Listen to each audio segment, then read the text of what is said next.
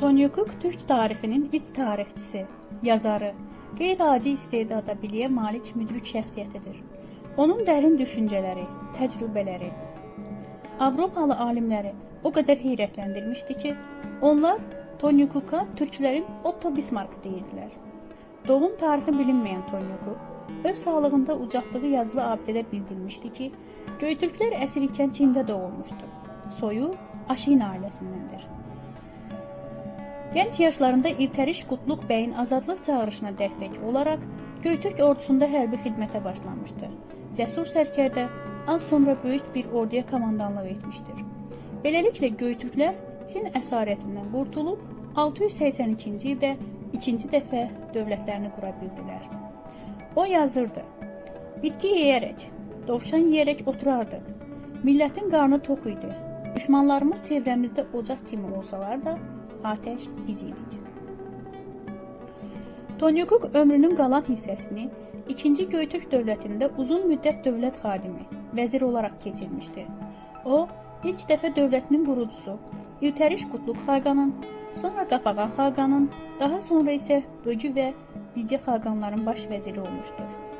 Etibarı və hörmətinə görə Bilgə xaqan öz qızını onunla evləndirmişdir. Dövlətə vəzirlik etdiyi zaman qonşu dövlətlərlə danışıqlar üçün elçi kimi getmiş, danışıqlar aparmış, münaqişəli ərazi məsələlərini dövlətinin xeyrinə həll etməyi bacarmışdır.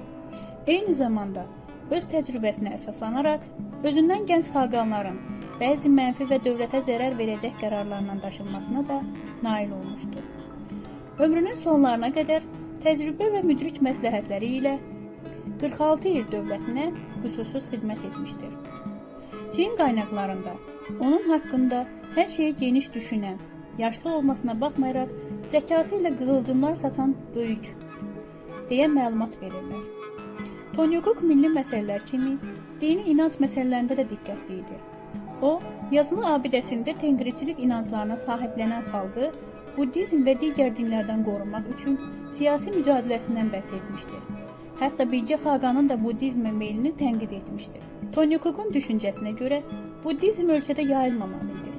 Çünki bu din türklərin döyüş ruhunu sarsıdacaq, dinamik çöl həyatını olduqca zəif edəcək və döyüşkən xalq döyüşdən müdafiə olunmağa keçəcəkdir. Eyni zamanda türklərin müdafiə döyüşləri də edə bilməyəcəklərini açıqlamışdır. Çünki onun zənnincə, türk döyüşdən müdafiə olunmağa keçərdisə, dövlət məhv olardı. Türkün bir inancı vardı ki, o da tenqriçilik idi və elə qalmalı idi. Abidədə də yazıldığına əsaslanaraq deyə bilərik ki, dövlət məclisi onun dediklərini qəbul etməyə məcbur olmuşdu. Bu yazılı abidənin üzərindəki işarətlərdən 720-ci ildə ucaldığı güman edilir. Böyük bir çölün ortasında dikilmiş, daşların toplandığı ərazi Monqolistanın paytaxtı Ulanbator şəhərindən 55 kilometr şərqdə Zəngin Qayalıq vadisində yerləşir. 2 kilometrlik şərqə doğru uzanan bu böyük məzarlıqda 289 abidə tapılmışdı. Məzarlıqda dövlət adamlarının, hörmətli el ağsaqqallarının məzarları ilə yanaşı, döyüş zamanı öldürülən düşmən əskərlərinin də məzarları var. Tonyukukun adına ucaltdığı 4 tərəfli 2 qranit kitabədən biri 2 metr 43 santimetrdir ki, üzərində 35 sətr yazı var. Digəri isə 2 metr 17 santimetrdir ki, üzərində 27 sətr yazı var. Abidələrin yanında 8 ədəd başları qopmuş heykəllər də vardır ki, tarixçilər onların kimlərə aid olduğunu hələ dəqiqləşdirə bilməyiblər. Tarixdə türk adı məhz ilk dəfə bu abidələrdə keçmişdir və bu ada həmin 2 abidədə 20 dəfə rast gəlinir. Eyni zamanda buradakı sətirlərdə 13 dəfə Oğuz və Çin, 7 dəfə isə Tengri adı yazılmışdır. Tonyukuk yazılarında gələcək haqqında sətraltı nələr olacağından narahatdır və dövründə başlarına gələnləri anladır. O bir növ gələcək nəsilləri bundan ibrət almağa çağırırdı. Çinlilərlə və digər qonşu dövlətlərlə apardıqları müharibələrdən yazır, xaqanını tərifləyir, lakin öz ağıl və dərrakəsi ilə hansı siyasətləri yeritdiyini də qeyd edirdi. 2000 idik, 2 ordumuz oldu. Türk milləti var olandan, türk xaqanı taxta oturandan, Şantuk şəhərinə vara bilən olmamışdı. Xaqanıma məsləhət verib onu göndərdim. 23 şəhər zəbt etdi. Lakin maraq doğuran digər məqam isə iki daşda toplanan 62 sətirdə Kültigin adının keçməməsi, Bilge Xaqandan isə 2 dəfə söz edilməsidir. Tarixçilər bunu Tony Cook'un ölümünün son dövrlərində Xaqana küskünlüklərinin olması ilə izah edirlər.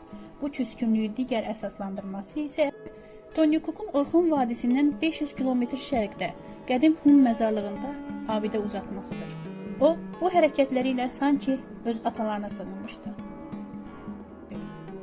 Türk ulusunun ilk yazılı dövlət sənədləri bugünün ən etibarlı qaynaqları sayılan Kültigin, Bilge Xaqan və Tony Cook abidələridir. İlk dəfə 1721-ci ildə Ruslar Yenisey abidələri olaraq adlandırılan daşları kəşf etdilər.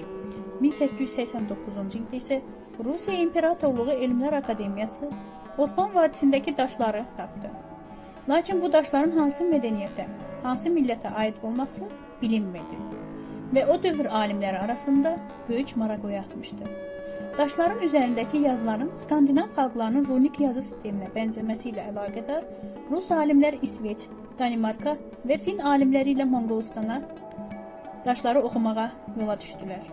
Bəzi araşdırmalardan sonra onlar belə qərara gəldilər ki, bu Fin xalqının köklərinə aid daşlardır. Bu haqda Avropa qəzetlərində məqalələr də nəşr edilmişdi. Lakin çox keçmədi ki, bütün bu fikirlər alt-üst edən araşdırma ortaya qoyuldu.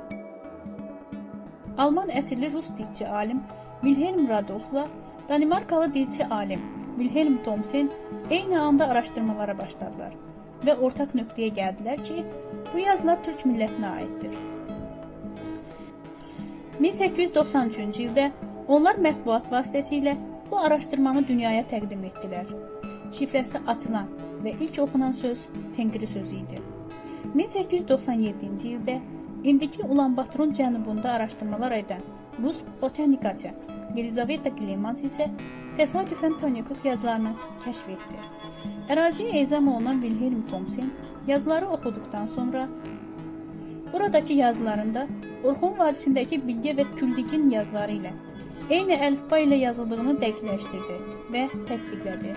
Wilhelm Thomsen daha sonra Göytürk dilini incələyərək sistemləşdirdi və Orxon adlı əsəri yazdı.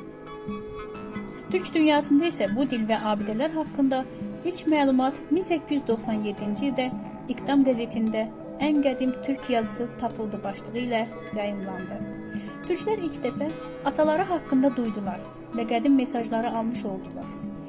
Bugün Altaydan Qobi səhrasına qədər bütün daşlar tapılmış və oxunmuşdur ki, burada Göytürk əlifbasının 38 hərfli yazı sisteminə daxil yazılar görülməkdədir. Orxon Yenisey abidələri kimi Tony Cook abidələrinə də Türkiyə Cumhuriyyəti sahib çıxmaqdadır. Türk İşbirliyi və Koordinasiya Ajansı tərəfindən bu daşların olduğu ərazilər tarixi muzey şəklinə salınmış, gediş-gəlişin rahat olması üçün yol çəkilmiş və xüsusi mühafizə edilməkdədir. Bugün qürur duyuruq ki, bizdən 5000 kilometrdən çox uzaqda olsa da, ulusumuzun mədəniyyəti, dəyərləri böyük çöllər boyunca uzanan abidələr şəklində ayaq üstə qalmaqdadır. Nəsillər gəlib gedir, lakin atalarımızın ruhu dolaşan o çöllərə Türk mədəniyyəti gözəlçilik etməkdədir.